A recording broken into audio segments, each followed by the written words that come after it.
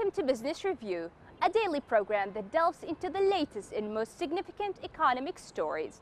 From stock markets to currency news, Business Review covers the most up-to-date developments in the global economic world.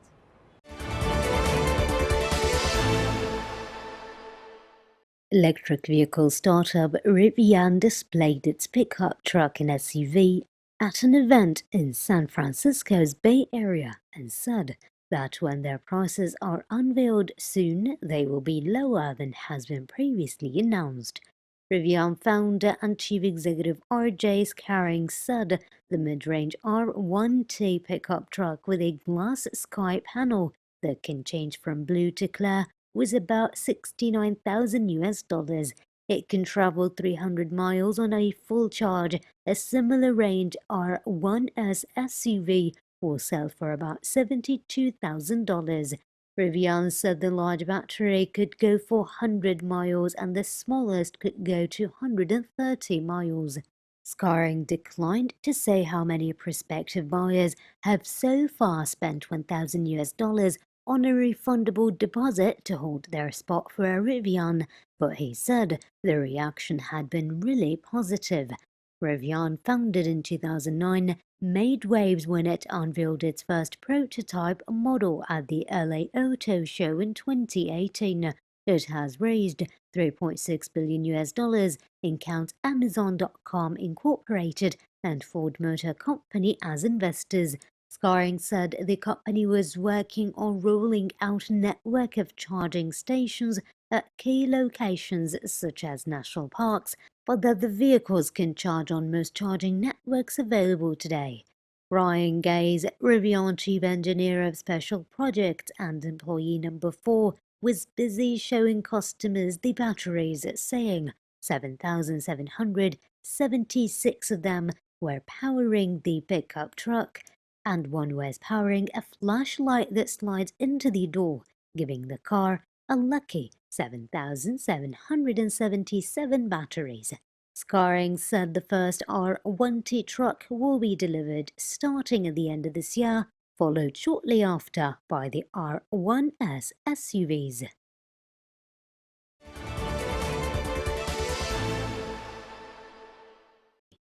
People in the UK, France and Russia enjoyed the programs of China's 2020 Spring Festival Gala, just like the Chinese people, thanks to new technologies including 5G transmission, 8K, 4K ultra-high definition and VR broadcast applied in the broadcasting by the China Media Group this year.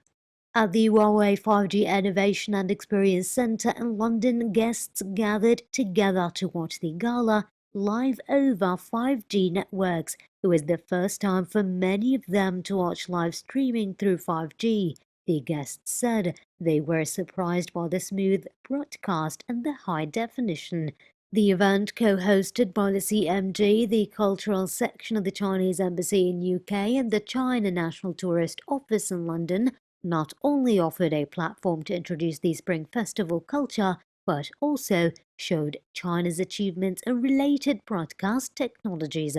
Across the English Channel, a group of Chinese and French people also enjoyed the live broadcast of the Grand Spring Festival Gala at the China Cultural Center in Paris. Among them were students and teachers from a bilingual school. One of the teachers said it was a great way for the children to learn about Chinese culture through the gala.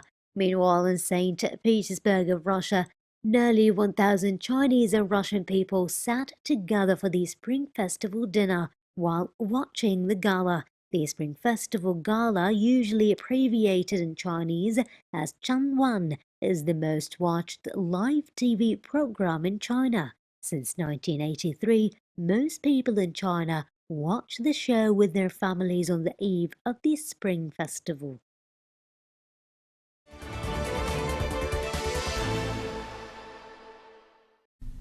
Children with some of the most severe forms of autism are benefiting from cutting-edge technology, including virtual reality and data mining.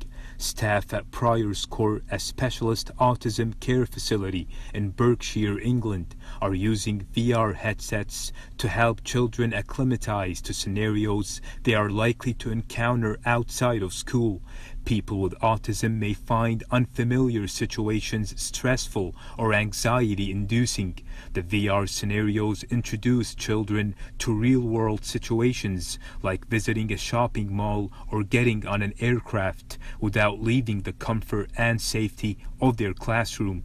It also gives them the chance to enjoy new experiences such as skiing or deep-sea diving. Prior's Court cares for around 95 young people at the severe end of the autism spectrum, including many who are non-verbal and are unable to communicate their needs. The charity is also hoping big data can help.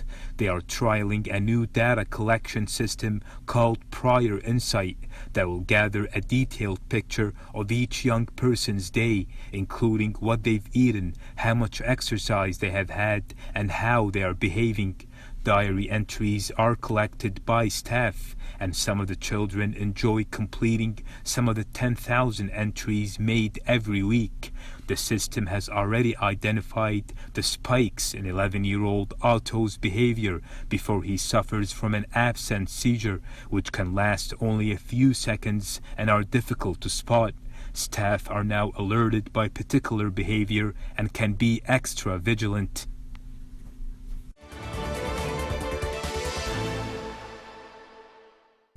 Children slip by on their cross-country skis, skidding around on artificial snow sprayed out onto on the otherwise bare ground by 6 huge blowing machines in Norway's Ostermark forest.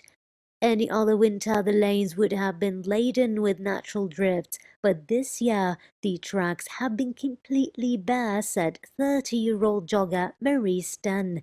She may be disappointed. According to data from the Norwegian Meteorological Institute, many of her compatriots are already starting to face up to the new reality and adapt. The Institute's modeling forecasts forests around Oslo may see just 50 days of snow deeper than 30 centimeters in 2050, down from 80 days today and 140 days in 1900, a slump it puts down to climate change. It's a serious business in a country which has snow at the heart of its culture. Norway topped the medals tables in the 2018 Winter Olympics, even though it fielded a team only half the size of the US. When outside temperatures get too warm for even artificial snow, there is always Snow, the country's first indoor ski center, which opened on the outskirts of Oslo on January 15th. Its systems keep the temperature between -2 and -4 degrees Celsius year-round, providing a fallback option for Norwegian ski fans.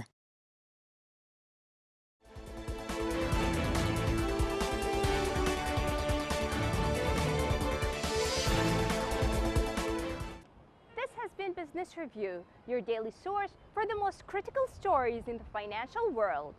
Tune in next time for the latest financial news impacting the world economy.